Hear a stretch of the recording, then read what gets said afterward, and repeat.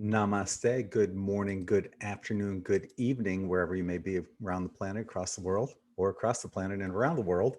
My name is Greg Prescott from in5d.com, and you're tuned into another episode of In5D Face, or just In5D Live, or it's not on Facebook, but it will be eventually. What we're looking at today is the esoteric meaning of Christmas and the winter solstice. So bear with me as I'm setting up my other computer so I can see Facebook, or I keep saying Facebook, YouTube comments. Okay, we're good. We're live on YouTube as well right now.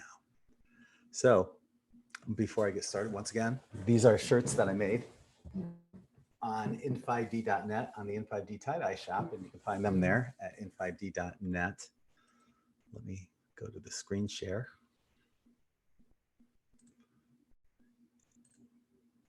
And you can, here's some of the shirts that you can find there. All the shirts have been dyed with a special dye that contains the 99.9% quartz crystal sand from Siesta Key. So it has that extra energy to it. Plus I put Ho'oponopono into the shirts as well. You know, it's extra love and extra energy. And you can always check out the testimonials of what other people are saying about these shirts. I also want to mention that on December 31st, let me get out of this. Oh, there it is. Bear with me, I'm still new to these controls. On December 31st, I'll be having a New Year's Eve extravaganza. So what I'll be doing is making some predictions for 2020 and beyond. And I'll be bringing up some fun trivia throughout the night. We're going to be talking about Mandela effects, some of the latest Mandela effects, and it should be a good time. So if you have no plans for New Year's Eve, you do now. Okay, let's get back to the screen share. So if you go to in5d.com, you'll find an article called The Esoteric Meaning of Christmas and the Winter Solstice. This is an article I wrote a while ago. I last updated it on December 25th, 2018, a year ago. It's funny, I wrote this article, gosh, probably, I don't know, 2011, 2010, something like that, like 8 or 9 years ago. Yeah. And what they're showing here is 142 likes. This thing actually has thousands and thousands of likes, but you can see how it's being suppressed on Facebook. So I appreciate everyone that does like and share these. So whenever you're looking at an article and the number of likes, don't necessarily believe what you're looking at.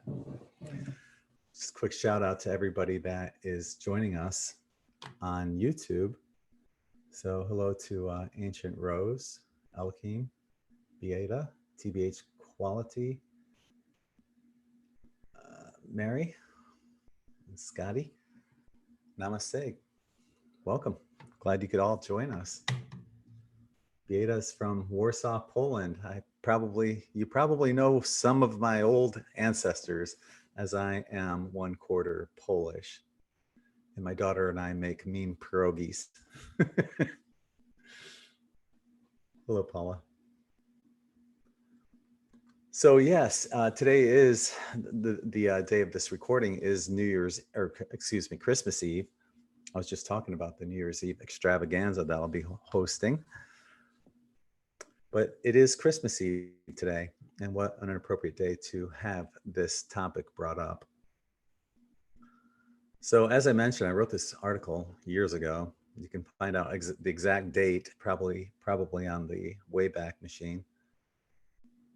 But this is pretty much spot on. And I'm curious what you guys think as well. And I'll be checking out the comments all throughout. So the origins of Christmas predate Christianity through the pagan holiday called Saturnalia, which was a week-long of lawlessness from December 17th through December 25th that honored Saturn and included human sacrifice, intoxication, naked caroling, and rape. During these 7 days, there were no punishments for breaking any laws according to the Roman law. In the year 4 AD, Christianity adopted Saturnalia with the hopes that they could convert the pagans into Christianity by promising that they could still celebrate Saturnalia as Christians. Imagine how that would work out today. Because Saturnalia did not follow Christian principles, the Christian leaders designated the last day of Saturnalia as the birth of Jesus. And here's a picture just capturing basically the essence of Saturnalia. I don't know what these guys are doing here. Don't want to know. This woman seems to have a UFO in her hands. What is that thing? That's what it looks like. It's probably a hat, but it looks like a UFO. And this person's all happy, got their robe on. This guy's got his little crown on or whatever the heck he's wearing on his head. Check this out. This guy's got like, what is that? A dog upside down? Crazy. He's like, hey, my name's Fred. I'm Carol. This guy's like, I got a trumpet. And his horn's like, it's Saturnalia. Blow me. Okay, I will. This guy's on his knees. Who knows doing what ever. But that's what Saturnalia was depicted as, apparently, back in the day. In 1466, the Roman Catholic Church, under Pope Paul II, forced Jews to run through the city naked as a tribute to Saturnalia. Can you imagine that? So the Pope is like, all right, all you guys have to run naked through the city. Now, with all this pedophilia going on that's associated with the Roman Catholic Church, it wouldn't surprise me if that was intended for just small boys or children, even back then. Before they were to run, the Jews were richly fed so as to make the race more difficult for them, and at the same time, more amusing for the spectators. They ran amid Rome's taunting shrieks and peals of laughter, while the Holy Father stood upon a richly ornamented balcony and laughed heartily. Yeah, certainly not laughing with them, but at them. It's important to note that in astrotheology, Saturn is Satan, and that's the origin of Saturnalia, Saturn. The rings we give during a wedding ritual represent the rings of Saturn. The word Saturday originates from the Old English word that means Saturn's day. We check that out here. Here's an article on N5D called The Origin of Month and Day Names. So here's some good things to think about. When you look at some of these prefixes, it's kind of, it just makes you shake your head and makes you wonder why. That, for example, October, from the Latin word octo, meaning 8, as in like an octopus with 8 arms or 8 legs. Why is October the 10th month when it has the prefix of 8? And the same goes for November and December, which, November, novem, meaning 9, which is 11, 9/11. And then December, which has deca, as in decade, as a prefix for the 12th month, yet it has a deca 10-month prefix. So it makes you wonder about that. And then the origin of the naming of the days. Do you ever wonder why the days were named why they are? There is a reason why each day is named exactly for that. And we know the Sunday, the moon day, Monday, moon day. Tuesday is Tuesday.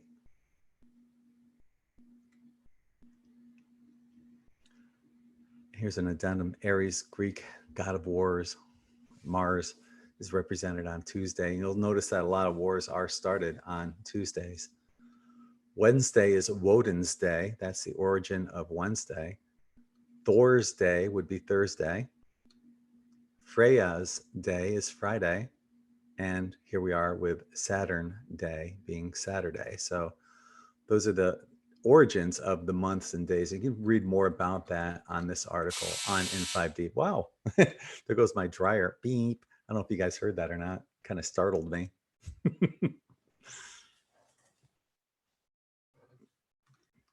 Ancient Rose is saying, my lucky day is Thursday. Thor's day, Jupiter.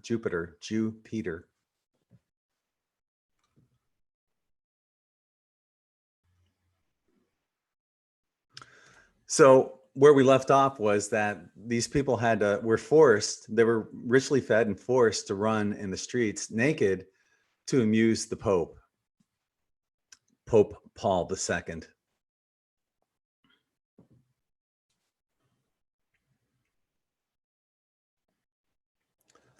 So if we look into some of the history of churches, we see that Saturn is incorporated into some of their murals and paintings on their walls. So here we see, this is on the ceiling of St. Andrew's Church on Waterloo Street in East Sussex.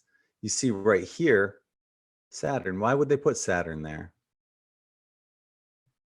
Keep in mind that in astrotheology, Saturn is Satan.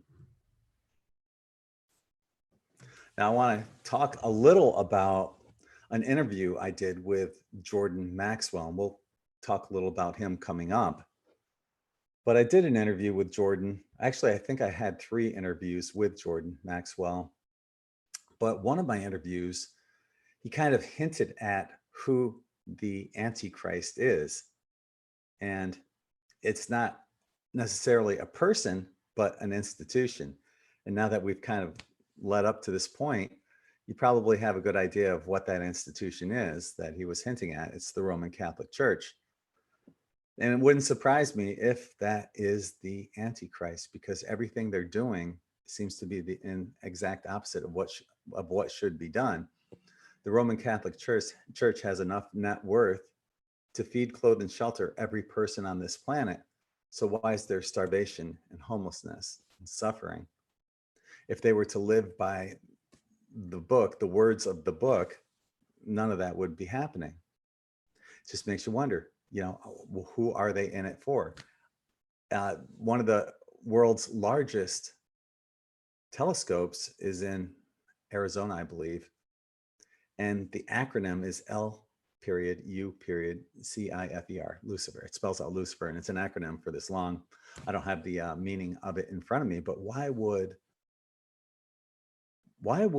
the Roman Catholic Church have one of the most powerful telescopes on the planet here in the United States, in Arizona, named Lucifer? Now, I know that in the Bible, Lucifer is only mentioned less than a handful of times, I think maybe 2 or 3 times.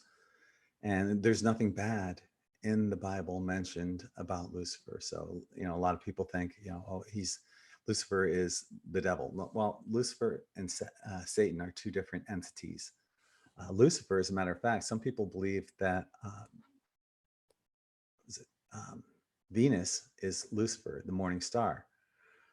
And also the same, some people also believe that Jesus would be the same entity in astrotheology. Well, Saturn is Satan, so you have different planets representing each entity.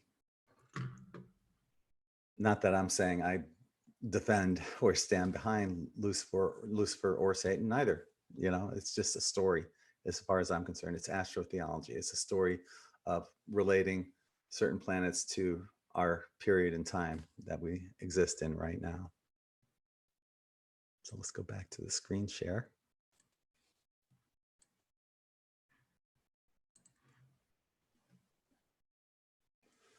So this isn't the only picture of Saturn that we find in churches. Let me check out the YouTube real quick. The comments.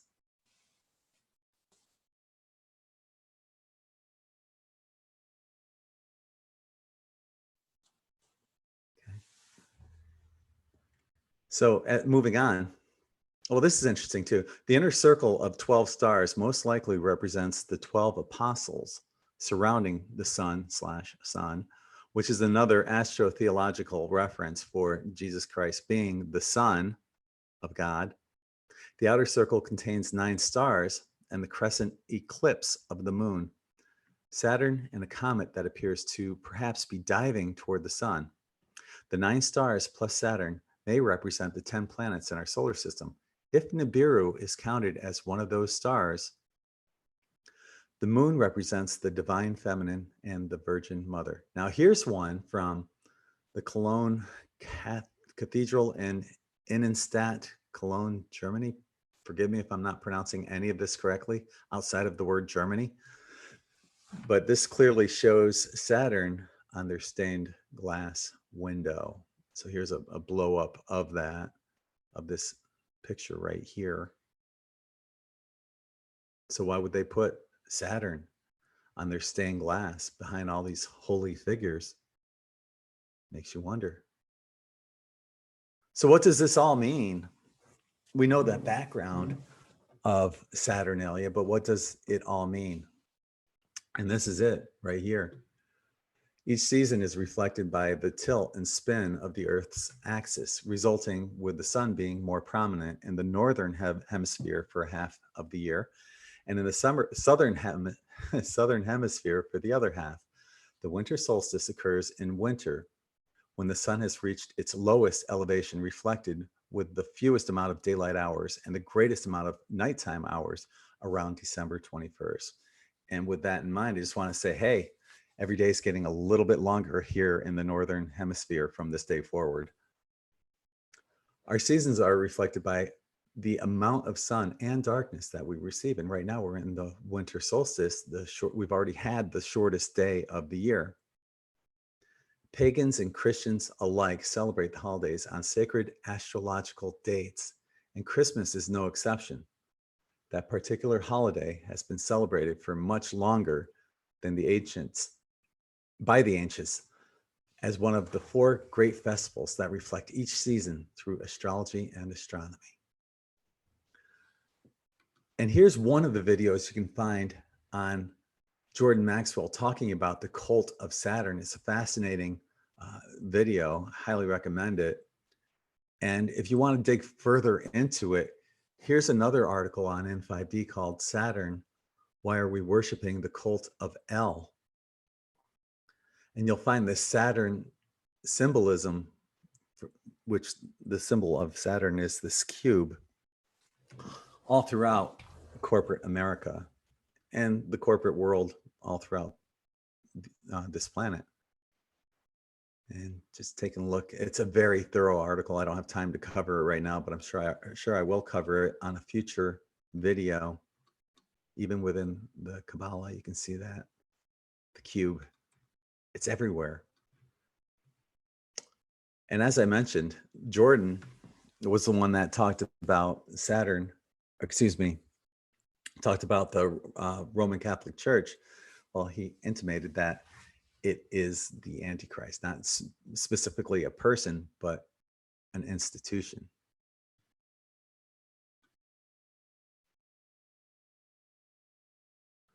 So what is the esoteric meaning of the winter solstice? Various mystery schools have also celebrated the change of seasons in association with the various astrological signs that fall on the spring and fall equinoxes, as well as the summer and winter solstices. In an esoteric sense, the sun's cycle represents your soul's growth in consciousness, along with the illumination of your soul. To envision this, imagine that the spring is the birth of your soul.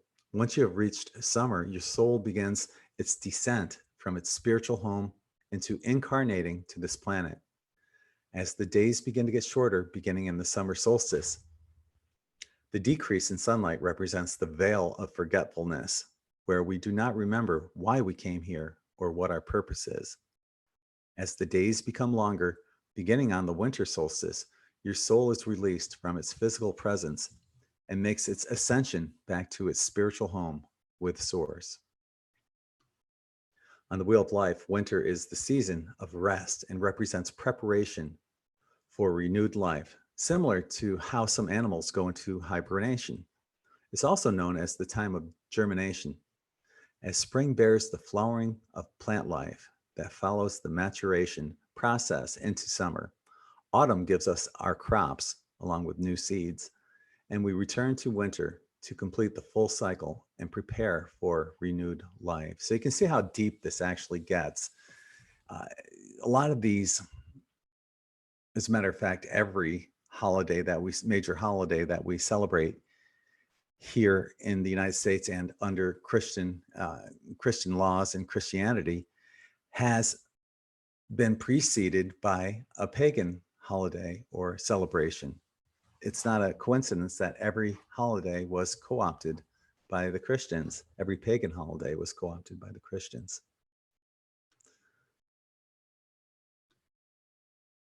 Of the four sacred directions and cardinal colors, winter is represented by the north and the color blue, which the Cherokee say means cold.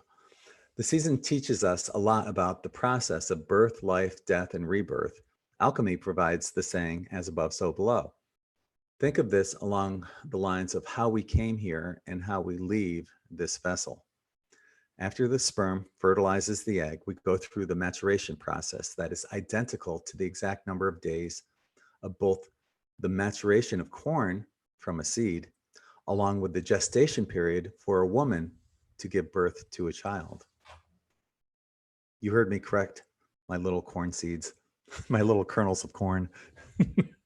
The child travels down the birth canal, the tunnel, as the child is brought from darkness to birth, the light.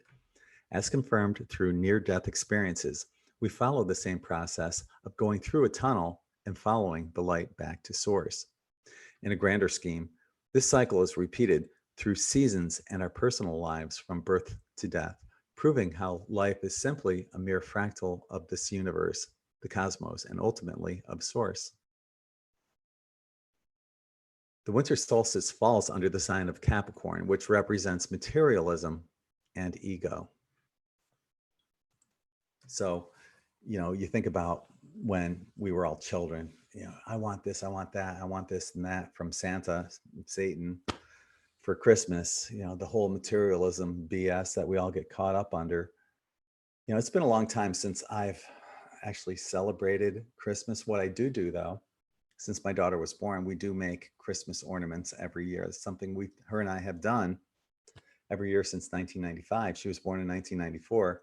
In 1995, she was only a year and a half old. So I had these ornaments and I put some spray glue on it and she would shake glitter on there. Now, what I should have thought of way back then was not to use glass ornaments because since then, most have broken and there's only a few left from that year. One is in my safe, safely protected. But we've been making Christmas ornaments every year. This year we did tie-dye ornaments and it came out really cool. But yeah, I haven't celebrated personally Christmas. Haven't put up a tree, any Christmas lights. I don't really celebrate much anymore. I don't celebrate my birthday, Halloween, although I will buy candy, which is horrible for these kids. Well, I did this year and I didn't have any trick-or-treaters. I live in this, popular area of Sarasota, but nobody came by. I had the lights on. I said, okay, well, that's the way it's going to be. That's the way it is. And that bowl of candy still sits over there. I should just throw it in the garbage. But yeah, I don't celebrate Christmas. I do like bringing in the new year though. And many times I've done this in 5D and I've had a New Year's Eve extravaganza numerous times, and I'll be doing the same this year. So make sure, if you don't have any plans, make sure you check in. Even if you do have plans, it starts at 7 p.m. Eastern. So, if you're on the West Coast, that's 4 p.m. You can make it there. And if you're in England, London, the UK, out there across the pond, it starts at midnight for you. I believe that would be 7 p.m. here would be midnight for you there. So you'll be ringing in the new year with us here at In5D. As I mentioned, I will be doing some predictions for that. I'm going to be covering a lot of fun trivia all throughout the night. quizzing you guys on certain things and covering some Mandela effects, some of the newer ones that have came up. So it should be a good time. Hopefully you'll be able to join me for that. So let's get back.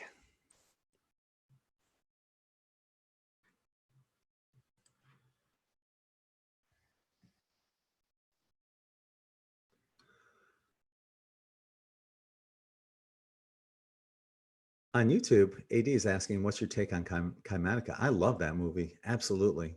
You can find that movie full here on YouTube. As a matter of fact, it's on my N5D channel. Ben Stewart, I contacted him and asked him if it was okay to upload Esoteric Agenda and Kymatica. And he said, sure. And he sent me copies, or well, the actual DVDs of both of those. So I'd have a high quality upload. But unfortunately, with Esoteric Agenda, there was some copyright material that didn't allow me to upload or at least keep it on YouTube for that long. And I love that movie. But the sequel to Esoteric Agenda was Kymatica, and that you can still find on YouTube right here on the N5D channel. So definitely check that out.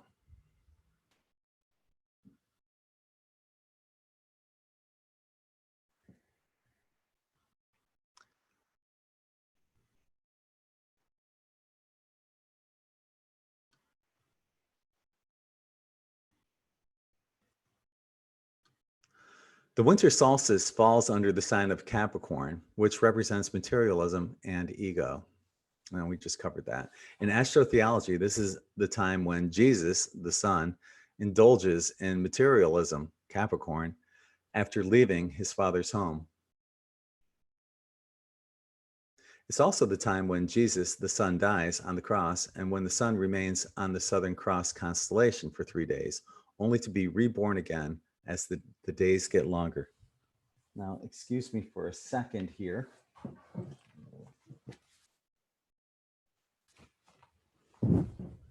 It looks like the screen is really blurry. Is that what you guys are seeing as well? Are you guys seeing like a blurry screen? Hopefully not. Anyway, I'm going to continue. What religion fails to teach us are the esoteric and occult meanings of the equinoxes and solstices. Of course, religion doesn't want you to know those kind of things because, that would be giving away exactly, what they're basing their own thoughts on as well. For example, one time I was interviewing Jordan Maxwell. I'm not sure if it was the same interview or not.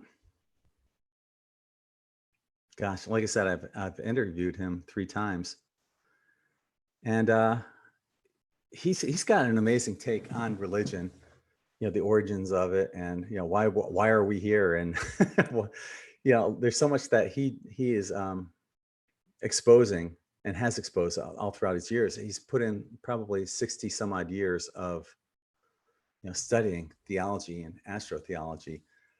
Now, he interviewed this one guy. He was going for his doctorate. This one guy who was going for his doctorate in theology, and he had full access to the Dead Sea Scrolls. And according to Jordan, when this guy got finished with decoding the Dead Sea Scrolls, he became so depressed about what he learned that he became an alcoholic and disavowed religion. Bam. So what did he learn? That it's all astrotheology. It's all a story. Now, personally, I don't believe the Jesus story. If you want to believe it, that's fine. I've got an article. I have several articles on, like, one is called Fool Me 9 Times. Shame on you. That there were all these deities that preceded Jesus who were born to a virgin in December, had 12 apostles, died on a cross, that were resurrected after 3 days, so on and so forth. Same story over and over and over again. Now, I believe that the Bible does have beautiful stories. It's an amazing story of astrotheology. And look no further than, for example, when they talked about the golden calf, that was to introduce the age of Taurus. When they blew on the ram's horn, that was to introduce the age of Aries. When Jesus fed the masses with 2 fish and a loaf of bread, that was to introduce the age of Pisces. And then when Jesus said, follow the man bearing the pitcher of water to the house, blah, blah, blah, that was to introduce the age of Aquarius, which we're in right now. It's astrotheology. It's a big story. It's not real. But it's fascinating, though. It really is. It does tell this story of time and what we're seeing, not only through this story of astrotheology, but through Pluto and Capricorn, that we're seeing how these cycles of time repeat and repeat, and they're happening quicker and quicker as we spiral toward the singularity. I'll be talking a little bit more about Pluto and Capricorn on the New Year's Eve special extravaganza. So make sure you tune into that here on YouTube as well as on Zoom. I'll be putting out a Zoom link where you can actually join in with me here on Zoom, and I can bring you in and we can talk directly on screen. I would like that. And if you're not too shy, I know I used to be, and I know that most people are introverts that follow in 5D. I've done polls where 85% of the people that follow in 5D are introverts, myself included. So I know it's not easy to get in front of people and talk. But once you're up here, it's like, okay, that wasn't so bad. It's like conferences. In college, I used to I hated talking in front of the class, but I can do a conference when I'm amongst like-minded people. That's not so hard to do. It can be intimidating the first 2-3 times you're in front of people, but once you're actually up there, not so bad. So let's get back to the article.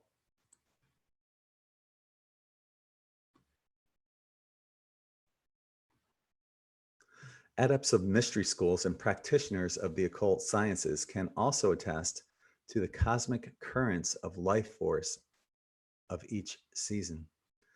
The following excerpt from Esoteric Soul Astrology best explains this process, and I believe that's by Michael Tessarian.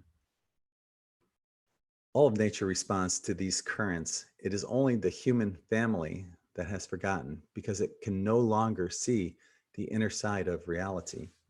The light forces are moving either toward or outward from Earth. This is what creates our seasons. The path of the sun is intricately involved in the movement of the light currents that fall to Earth. During the fall equinox, light from the sun penetrates the outer atmospheric layers of Earth. At winter solstice, the light penetrates into the core of our globe. From a distance outside our solar system, Earth looks like a sphere spinning in the heavens. During the spring equinox, the light once again is on the periphery of Earth. And at summer solstice, the light is high in the heavens. Note that the light is deep within the core of Earth during winter and high in the heaven during summer. This is both a metaphor and a reality on inner levels. We can minister to our own personal psychology if we attune ourselves to the influences of the different radiances of light falling to Earth each month and during the solstices and equinoxes. Light waves descending to and ascending outward from Earth are an occult fact, meaning an inner reality not seen by most. Those of us desiring a more complete communion with spiritual forces must come to intelligent terms with this reality, for it is the movement of these ever-changing currents of light poured upon Earth that provide our evolutionary growth. These surges of power propel at all kingdoms on Earth upward, lift the spinal spirit fire of the body into the heart and head centers. And we have the effect of providing illumination for those of us who have prepared through intelligence and intention to participate. The winter solstice has historically been the time of birth for all of Earth's great teachers. As I mentioned, I have that article that mentions that as well, of how in the past all these deities were born on the same day to a virgin, so on and so forth. Because it is the time of new light for the planet, world teachers choose this particular time to incarnate because they always bring with them a new teaching. This teaching is a new state of illumination for the people of Earth. Winter solstice occurs on December 21st, the same time that the planetary keynote changes from Sagittarius to Capricorn. At the time of the winter solstice, the light current submerged within the core of the Earth reverse and change course, just like the sun, which is reversing its southward course and turning northward. A reverse moment of any planetary body creates a powerful force until the new motion or path stabilizes. Therefore, from December 21st to midnight on the morning of December 25th, there is a powerful force there's a powerful force field of light and radiation enveloping the earth. So you guys that are watching and listening to this right now on December 24th, Christmas Eve, tune into that energy, that powerful force field of light. Uh, Meditate to it. Bring that within to yourself. Now, to me, this is the most important part coming up of the whole meaning of Christmas and the winter solstice. But first, I'm going to check YouTube real quick, some of the comments. Okay. All right. So, as I mentioned, this is the most important part to me. While people argue over the ethnic sensitivity issues between saying Merry Christmas versus Happy Holidays, the truth dates back much further than its Christian beginnings. The intent of Christmas seems to be the overriding value behind its true esoteric meaning or its pagan origin. A symbol or celebration is only as powerful as the intent behind it. While Christmas has become the biggest holiday that supports the corporate world, which in turn lobbies against our civil rights, it's also a time of giving and being with family. So, and that's the meaning of Christmas for me. I'll be going to my aunt and uncle's house. I'll be meeting my parents there tomorrow for Christmas, and then the day after, one of my cousins will be coming down with her husband, and I'll be hanging out with her as well as my parents down in Fort Myers. So that's what it's all about to me, is having that time with family. I just had my daughter down last week, and we did some tie-dye, and we made our Christmas ornaments again this year. So, the Christmas season, spend that time with family or friends. If you have no family, spend it with friends. Just like New Year's Eve, if you have no family, if you have no friends, spend it with me on in 5D on our New Year's Eve extravaganza. You do have someone, you will be with like-minded people, and there will be other people there joining us. So I'm going to leave it off at that. I'm wishing you all Merry Christmas, Happy Hanukkah, Merry Kwanzaa, whatever it is that you celebrate. If you celebrate Saturnalia, Happy Saturnalia to you, and I do mean that. I mean that from my heart. Whatever it is you celebrate, I respect, and it's your time of the year to have that kind of joy emanate from your heart center outwards. So until the next time, I'm sending you all infinite love and light. This is Greg from In5D. Namaste.